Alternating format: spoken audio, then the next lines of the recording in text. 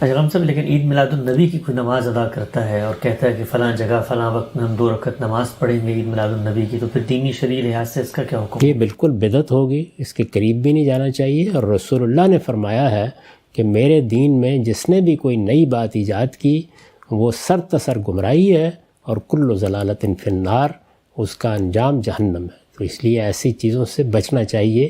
یہی چیز سورہ اعراف میں بیان کی ہے، جہاں 5 ان چیزوں کا ذکر کیا ہے جن کو اللہ نے حرام قرار دیا ہے، ان بنیادی چیزوں کا۔ تو اس میں یہ بتا دیا گیا ہے کہ ان تقولوا علی اللہ ما لا تعلمون، اللہ کی نسبت سے کوئی ایسی بات نہ کرو کہ جس کو تم نہیں جانتے۔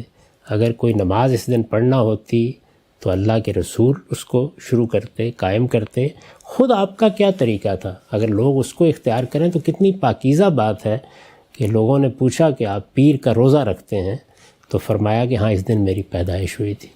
تو اگر لوگوں نے اس یاد کو قائم رکھنا ہے تو ایسا کیوں نہ کریں کہ اس دن روزہ رکھیں، رسالت مآب صلی اللہ علیہ وسلم کی اتباع بھی ہوگی، پیروی بھی ہوگی۔ میں جو بنیادی بات عرض کر رہا ہوں وہ یہ ہے کہ اللہ کے رسول اور رسول اللہ صلی اللہ علیہ وسلم کے صحابہ، یعنی محمد الرسول اللہ والذین معہ، ان کے طریقے ہی پر قائم رہنے کا نام دین ہے۔